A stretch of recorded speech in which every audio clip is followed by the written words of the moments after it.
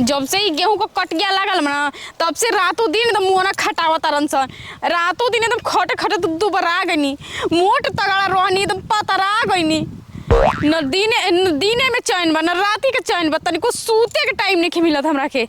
देखा तनी आज कैसे होला तू लोग के काम। हम भगिए बानी घरे से आके नहीं हम सूत तनी।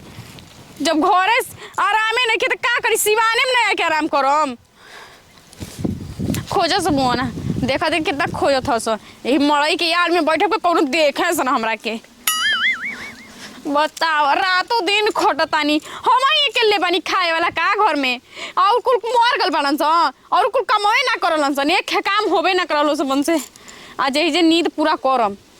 और जब से छुअले बारोए जीजा पातर को मोरिया लगल फैले ओ तेरी के बड़ा बढ़िया टिकोरा फरल बाहू क्यों ना कि हो तोरी कहा चटनी बुके के काम कोरी छोड़े जाए तो मारे लगियो से सारा हो। आहू दादा ई मौसी ए जाका कोरो तारिन हो। हे मौसी ए मौसी गोड़ा गतनी मौसी मोना मौसी है तहार हम हो पागल पहला कहीं को हम जानते नहीं कि हमरा के मौसी मौसी कहतरन। ई मौसी तू ए जाका बैठल बाड़ू हो मौसा कहां बाड़ू। ए भगवान हम का सोच के नहीं तनी हेने सीमानम तनी आराम मिली कान का से पागल आ गइल।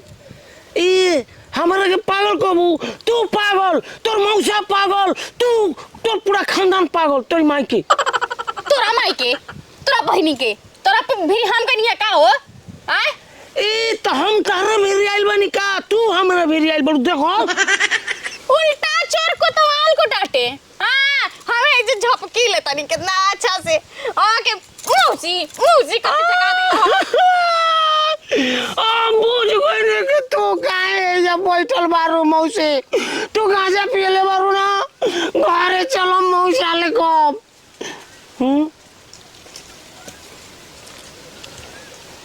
हे भगवान ए मौसी तू गांजा को ये पियलू हो कहीं वैसे करत रू गाजा पीला तो हम ही जाना था कि का करीला काहे हमरा के झपकी आवता। घर में सुते के टाइमे नहीं मिलत, रातों दिन कटनी करतनी भूसा ढोतनी का नहीं करत। यही से अपना घर से भाग के ले सिवान में आलबनी ऊपर से तो हुआ के कबाब में हड्डी बन गइल। जा इने से बढ़ के आराम करत तनी। ए मौसी हो तू काहे खिसिया तरू हमरा पर बताओ तारा से कितना बढ़िया से बोलत तनी। ये मौसी तार लिपस्टिक हो कितना चटकार बा हो डूब के मर जाही में मरबा लिपस्टिक में के उठोवेला बटलवा होला ओही में कूद जाइहा।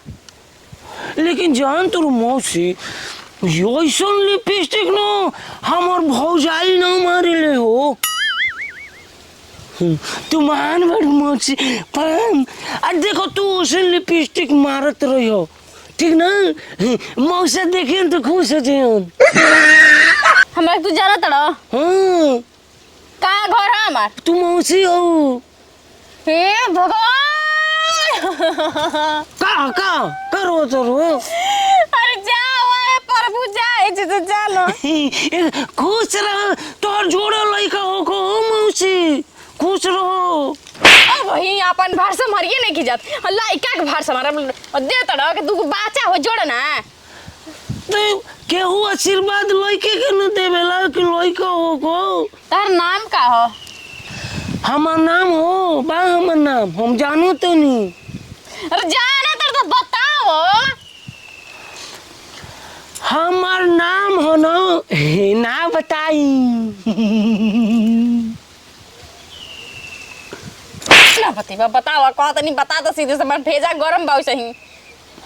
हमार नाम लेके भागलपुर। हाँ ई कैसा नाम बा तोर रे दुनिया से हट के हमार नाम बा लेके भगले रहला खाली। ये मौसी एगो बात बताई कि सब नानो कहा अच्छा मौसा ले पहिले तू केहू से हो प्यार कोले रो कि ना तोहरा के हम काहे बताई हां कइले रहनी 10 लोगन से कइले रहनी 2 गो बाप रे बाप ई मौसी तू बारू एगो आ प्यार कोले बारू 2 गो से एकरा मतलब तू कोनो फैक्ट्री से कम नहीं को ढेर सामान फैक्ट्री में मिलेला तोरा के हम फैक्ट्री के दुकान देखतनी मतलब 10 लोग आई ही 10 लोग जाई ही छोड़ो बात बेवकूफ मौसी हो तार वहीं लगता मुझे सुत हम तार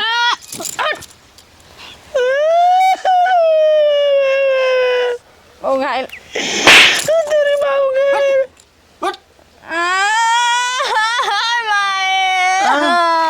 का बोलो मौसी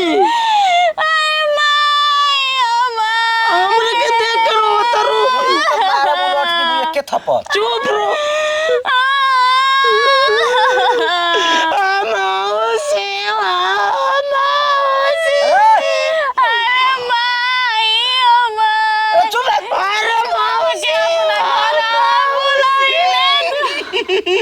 मौसा केने गइला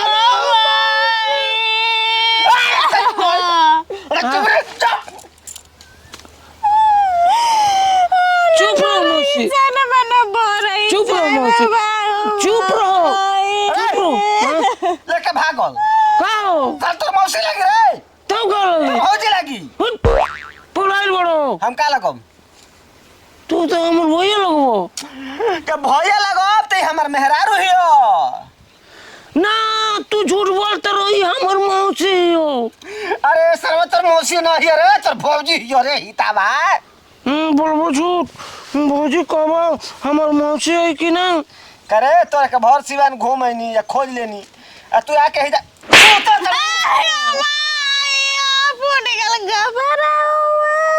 काम चोर कहीं का जंगर चोर काम करे के डर ने जा भाग के आइल बिया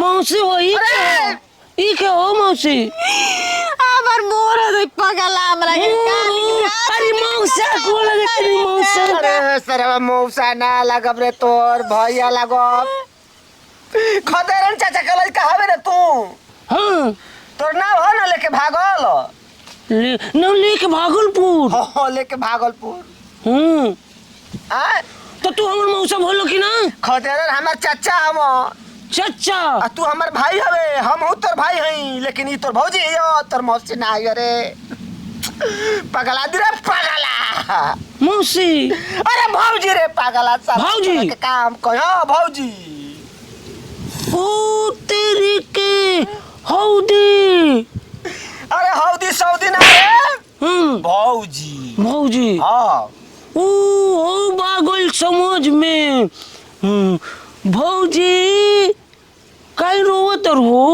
रोत नहीं खे अभी अपन मन टोत या जल जाई अच्छा रोवत नहीं खुटोवत रहो हां तू टोइबे ना हम कहां टोई हो चल चल हम ना जाइबा चल काम ए भाइयों काई मारता मौसी रातों दिन काम अरे भौजी लागी भौजी के भौजी हिया भौजी तू तारा मारे के चाही